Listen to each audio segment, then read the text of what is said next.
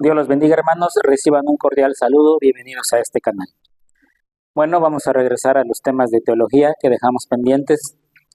Y hoy toca ver la lección número 6, que se llama La Trinidad. Primera parte. Esta clase la voy a dividir en dos partes porque es un poco extensa. Estamos todavía dentro del tema de teología propia. Recuerden que la teología propia se encarga del estudio de Dios el Padre. Entonces, es lo que vamos a ver en esta lección. Y lo que vamos a ver el día de hoy es la doctrina de la Trinidad. Esta doctrina, hermanos, ha sido atacada. Es una doctrina característica de nosotros los cristianos, es una de nuestras doctrinas principales y por lo tanto ha sido atacada. Hay grupos heréticos pseudocristianos que no comparten esta doctrina, como por ejemplo los testigos de Jehová, los mormones, la luz del mundo, los solo Jesús, por mencionar algunos. Entonces, voy a tratar de explicarles en qué consiste esto. En esta primera parte de la lección. Y lo primero que voy a hacer, hermanos, es escribir una definición de lo que es Trinidad y después se las explico. Si nosotros quisiéramos definir qué es la Trinidad, sería de la siguiente manera. Es la fe en un solo Dios que existe en tres personas.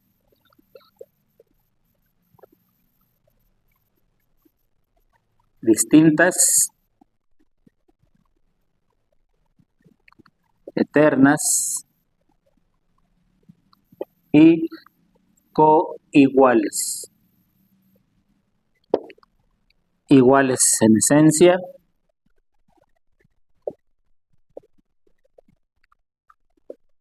pero distintas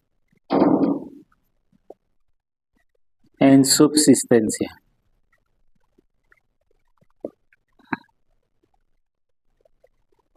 Que son, a saber,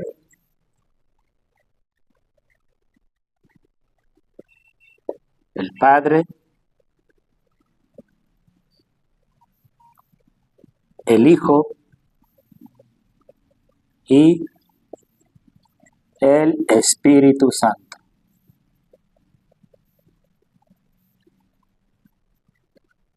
Entonces, si quisiéramos definir qué es Trinidad, esta sería una definición. Es la fe en un solo Dios que existe en tres personas, distintas, eternas y coiguales. Iguales en esencia, pero distintas en subsistencia, que son, a saber, el Padre, el Hijo y el Espíritu Santo. ¿Sí? Entonces, es la fe en un solo Dios, creemos en un Dios nada más, pero este Dios se manifiesta o existe en tres personas. Y estas tres personas son distintas, son eternas y son coiguales.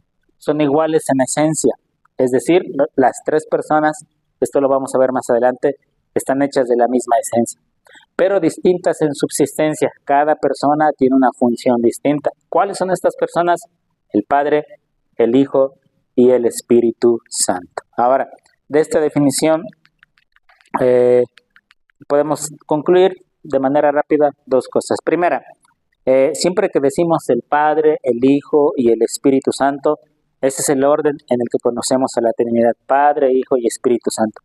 No porque alguno de ellos tenga preeminencia o sea más importante que el otro y el otro sea inferior. No, las tres personas en la Trinidad, como vamos a ver más adelante, son iguales, comparten los mismos atributos, las mismas virtudes, solamente se ponen así porque así se mencionan en la Biblia. Si ustedes leen Mateo 28:19, el Señor Jesucristo dijo: en el nombre del Padre, del Hijo y del Espíritu Santo. Entonces se ponen en ese orden porque así aparecen en la Biblia y también porque así se van revelando en toda la Escritura. En el Antiguo Testamento vemos la revelación principal del Padre, en el Nuevo Testamento iniciamos con la revelación del Hijo y en el resto del Nuevo Testamento, en las epístolas, incluido el libro de los Hechos, la revelación del Espíritu Santo. Entonces, por eso es que lo escribimos de esa manera: Padre, Hijo y Espíritu Santo. Ahora, les dije hace rato, es la fe en un solo Dios que existe en tres personas, distintas, eternas y coiguales.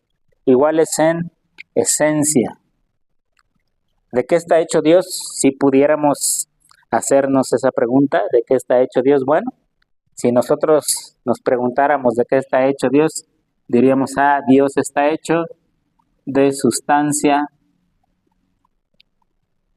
divina. Dios está hecho de sustancia divina, el Padre está hecho de sustancia divina, el Hijo está hecho de sustancia divina, el Espíritu Santo está hecho de sustancia divina. Esto lo podemos comprobar en Hebreos capítulo 1.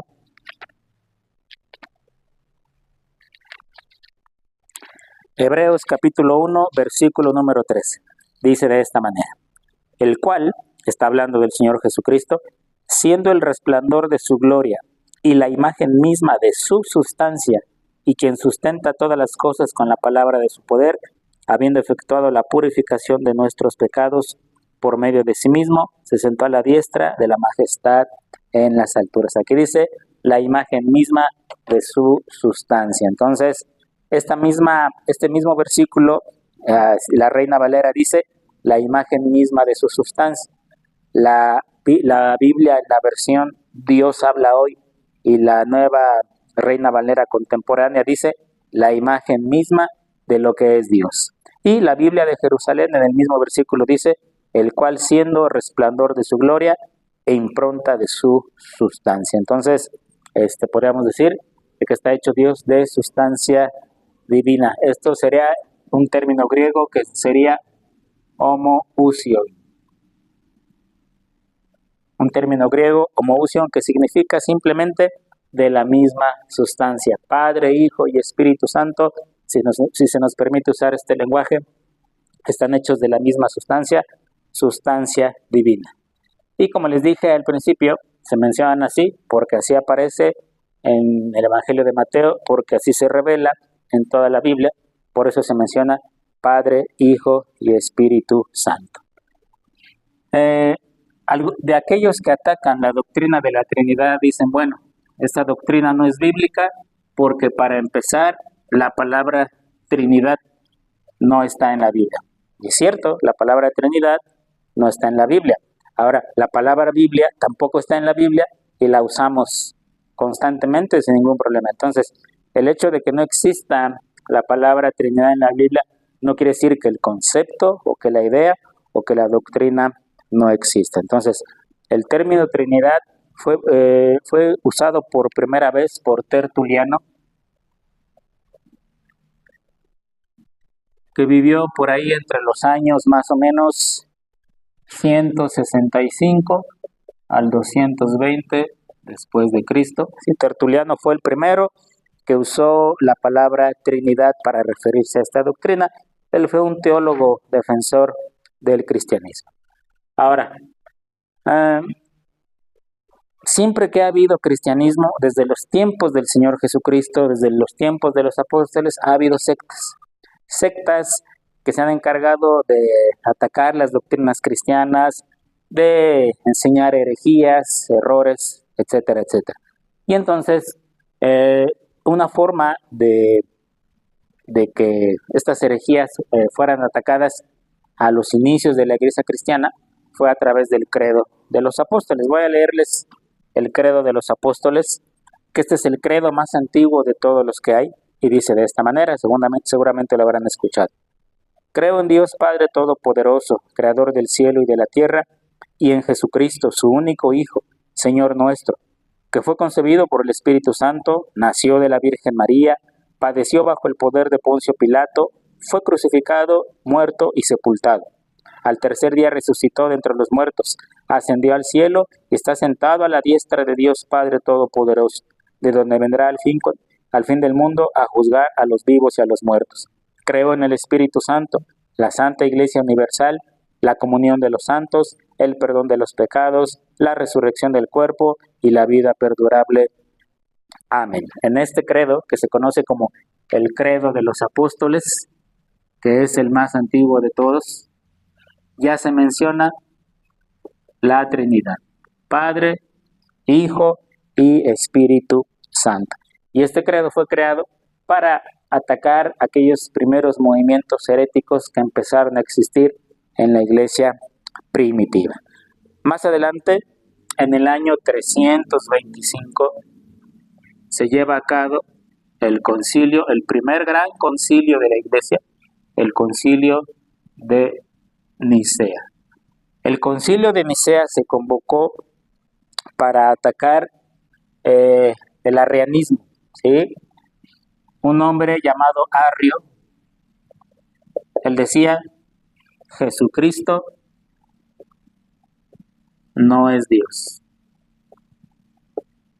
Entonces la Iglesia convoca al primer gran concilio de la Iglesia en el año 325, se llevó a cabo en la ciudad de Nicea, por eso se llama el concilio de Nicea, y el propósito de este concilio fue de discutir varias cosas, pero el principal propósito fue combatir el arrianismo, eso que se estaba predicando, que Cristo no es Dios, que Jesucristo no es Dios. Este concilio se convocó para atacar esta herejía y que esta herejía persiste hasta nuestros días. Hay muchos grupos heréticos y pseudo cristianos que dicen que Jesucristo no es Dios. De eso no vamos a hablar hoy a profundidad, lo veremos cuando veamos Cristología. Entonces se convoca a este concilio. De este concilio surge algo que se llama el credo de Nicea.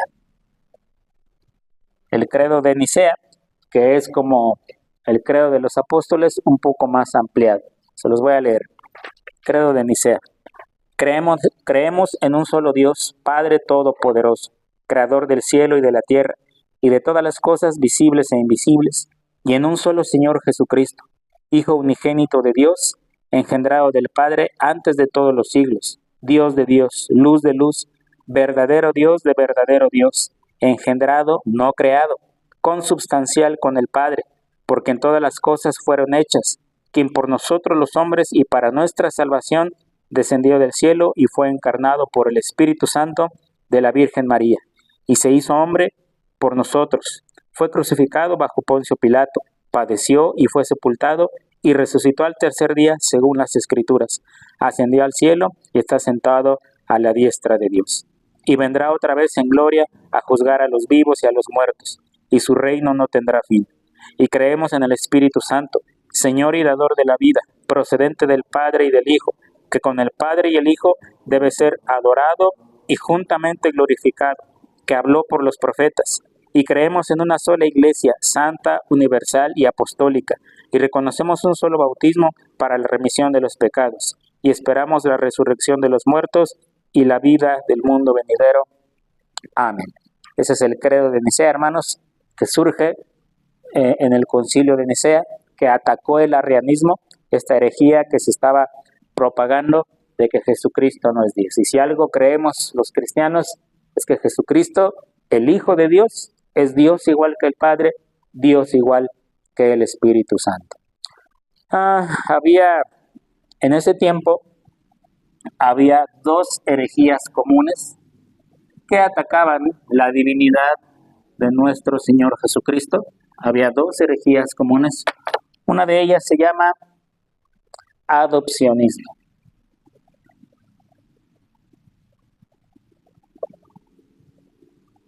¿Qué dice el adopcionismo? Bueno, el adopcionismo dice, Cristo era un hombre común y corriente, muy bueno, muy correcto, ¿verdad? Que guardaba la ley de Dios, pero no era hijo de Dios, ni mucho menos era Dios. En el momento de su bautismo, cuando Juan el Bautista lo bautiza en el río Jordán, y entonces sale de las aguas bautismales y desciende el Espíritu Santo, y una voz del cielo dice, este es mi Hijo amado en el cual tengo complacencia.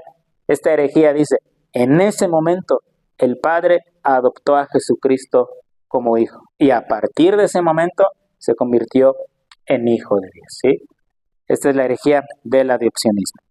Hay otra herejía que se llama patripasionismo. ¿Qué dice esta herejía? Bueno, esta herejía dice que el Padre participó en la pasión de Cristo. ¿Por qué? Porque Dios a veces toma la forma de Padre, Dios toma a veces la forma del Hijo, y Dios toma a veces la forma del Espíritu Santo. Es decir, es una persona que a veces es el Padre, a veces es el Hijo, a veces es el Dios, a veces es el Espíritu Santo. Y no, la Trinidad nos dice que son tres personas distintas con una función determinada. Pero esta herejía de patripasionismo era popular en esos días. Ahora, todavía hay sectas que la siguen creyendo, que siguen promulgando esta herejía.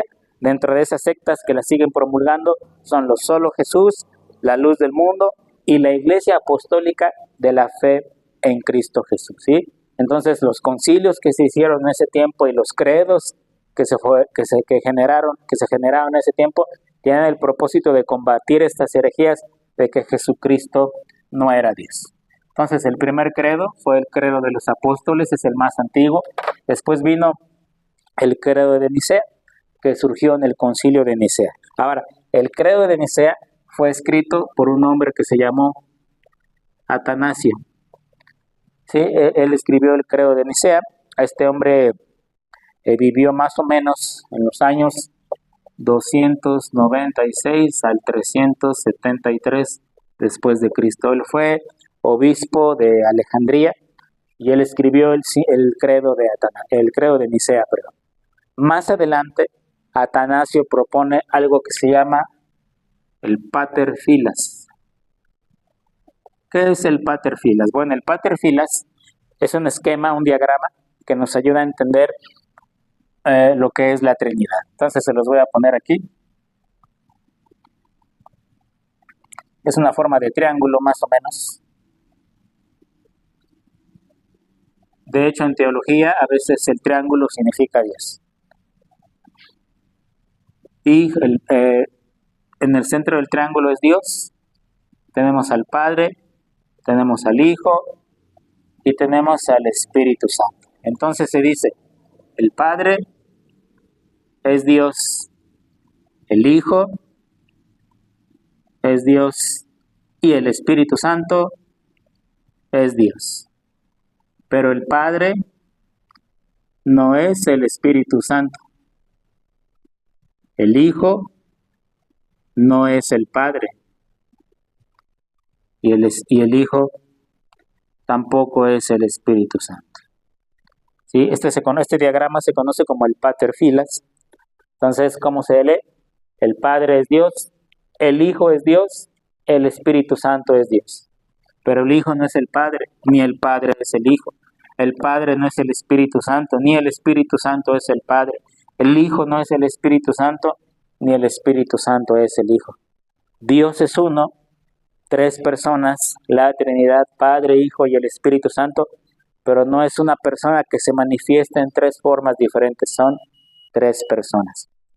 De este Pater Filas, que lo propuso Atanasio, surge el credo de Atanasio, que es como una explicación o una ampliación del credo de Nicea. Entonces, para entender el Pater Filas, se usa el credo, o también se le llama símbolo de Atanasio. Este credo ya es más específico, es un poco más largo y describe mejor lo que es la Trinidad. Se los voy a leer. Aunque estos credos, si ustedes buscan en internet, en Google, van a encontrar credo de los apóstoles, aparece. Credo de Nicea, aparece. Credo o símbolo de Atanasio, fácilmente lo pueden encontrar. De cualquier forma, yo se los voy a leer. Símbolo de Atanasio o credo de Atanasio dice de esta manera: adoramos a un Dios en la Trinidad y a la Trinidad en la unidad, sin confundir las personas, ni separar la sustancia, puesto que la persona del Padre es una, y la del Hijo otra, y la del Espíritu Santo otra. Pero el Padre y el Hijo y el Espíritu Santo hay solo una divinidad, igual en gloria, majestad y coeterna. Lo que es el Padre también lo es el Hijo y el Espíritu Santo. El Padre es increado, el Hijo es increado, el Espíritu Santo es increado. El Padre es inmenso, el Hijo es inmenso, el Espíritu Santo es inmenso. El Padre es eterno, el Hijo es eterno, el Espíritu Santo es eterno. Sin embargo, no hay tres eternos, sino solo uno. De manera que no hay tres seres increados, ni tres seres inmensos, sino un solo ser increado y un solo ser inmenso. De igual manera, el Padre es omnipotente, el Hijo es omnipotente, el Espíritu Santo es omnipotente.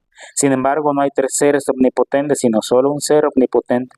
De manera que el Padre es Dios, El Hijo es Dios y el Espíritu Santo es Dios. Sin embargo, no hay tres dioses, sino un solo Dios. De igual manera, el Padre es Señor, el Hijo es Señor y el Espíritu Santo es Señor. Sin embargo, no hay tres señores, sino uno solo. Así como nos vemos obligados en honor a la verdad cristiana a afirmar que cada una de las personas particularmente es Señor o Dios, así también nos vemos imposibilitados de decir que hay tres dioses o señores. El Padre no fue hecho de nadie, no fue creado, no fue engendrado.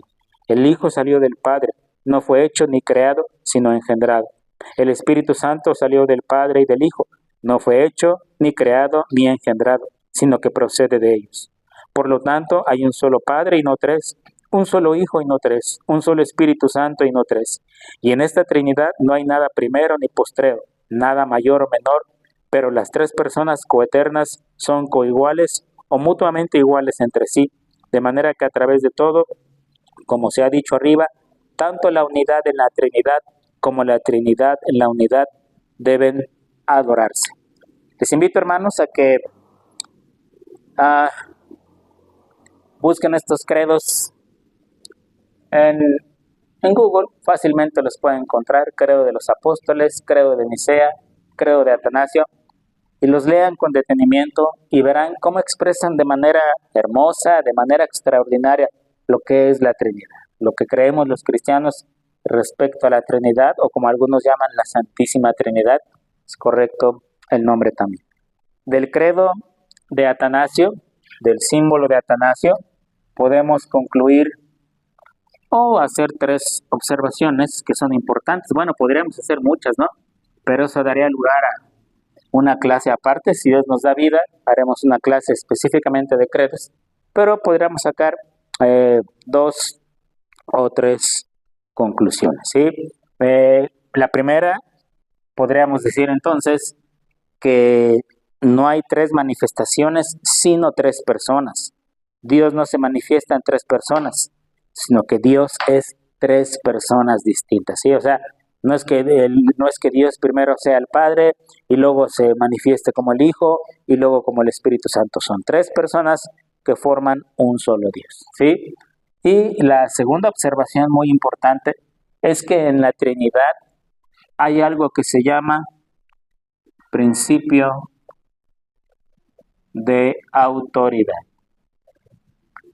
Dentro de la Trinidad hay algo que se llama principio de autoridad. ¿Qué significa esto? Bueno, lo que leímos en los credos y lo que la Biblia nos enseña es que en la Trinidad ninguno es mayor que el otro, ninguno es inferior que el otro, ninguno existió antes que el otro, los tres son iguales, los tres son eternos, los tres son Dios, los tres son todopoderosos.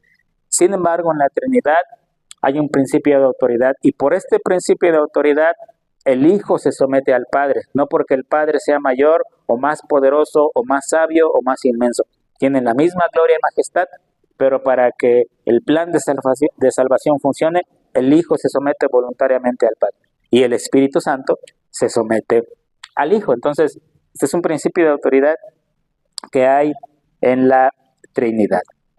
Ha habido, ¿cómo decirlo? Bueno, antes de lo que sigue, después en el año 381 se convoca al Concilio de Constantinopla.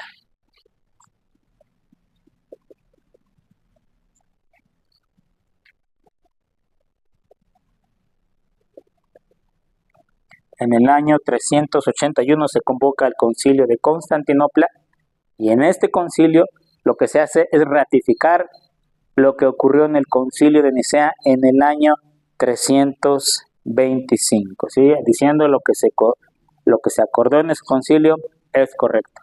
En el Concilio de Nicea, en el 325, este se dice que fue un concilio cristológico. ¿Por qué cristológico? Porque en este concilio se dedicó a defender y a demostrar que Jesucristo es Dios, y así quedó establecido para los cristianos.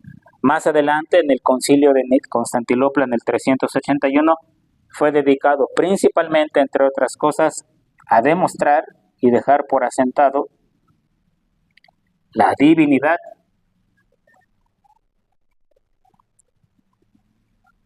del Espíritu Santo. Fue dedicado a demostrar la divinidad del Espíritu Santo. Entonces, Concilio de Nicea 325 se dejó claro que Cristo es Dios. Concilio de Constantinopla en el 381 se dejó claro que el Espíritu Santo también es Dios. Ha habido, hermanos, intentos de usar ilustraciones para ejemplificar lo que es la Trinidad, ¿no? Por ejemplo, una ilustración es, la Trinidad es como el agua, ¿no? El agua puede ser sólida, puede ser líquida, puede ser gaseosa. Así la Trinidad es Padre, Hijo y Espíritu Santo. Se ha usado, por ejemplo, también el gobierno, ¿no? Estos gobiernos en los países donde hay una república y se dice que hay un poder ejecutivo, un poder legislativo y un poder judicial, pero no son tres gobiernos, sino uno solo, ¿no? Otras ilustraciones dicen, la Trinidad es como un trébol, tiene tres hojas, pero son una sola flor, una sola planta. Otra ilustración, dicen algunos, es como un triángulo, ¿no? Tiene tres lados iguales, un triángulo equilátero, tres lados iguales, pero no son tres figuras, sino una sola. Y hay muchas ilustraciones más que se han tratado de usar para ejemplificar lo que es la Trinidad. Desgraciadamente, todas estas ilustraciones son imperfectas, dejan mucho que desear y no deberían ser usadas para ejemplificar lo que es la Trinidad, porque no dan honra, no dan gloria a lo profundo que es este misterio de la Trinidad. Lo mejor, hermanos, es usar todos los versículos en la Biblia que encontramos respecto a la Trinidad, y ahí sí nos dan muy buenos ejemplos de lo que es la Trinidad. Esos versículos los vamos a ver en la siguiente parte de la lección. Vamos a leer varios versículos en el Antiguo y en el Nuevo Testamento que, aunque no mencionan la palabra Trinidad, manifiestan esta doctrina de la Trinidad. Bueno, hermanos, esta fue la primera parte de la lección. Yo espero que les haya quedado claro. Si creen que voy muy rápido, háganmelo saber en sus comentarios. Si quieren que retome algún concepto y lo explique más todavía, háganmelo saber también. Cualquier duda, cualquier comentario, incluso cualquier queja, hermanos, cualquier observación, en los comentarios, en el mismo canal o los pastores que están en el grupo de WhatsApp, háganmelo saber, hermanos. Yo voy a tener mucho gusto en contestar todas sus preguntas, ampliar sus dudas, resolver sus dudas, perdón. El propósito es que todos aprendamos y podamos entender bien esta parte de la doctrina cristiana, ¿no? Entonces, espero que la lección haya sido útil, hermanos. Les envío un saludo. Dios los bendiga.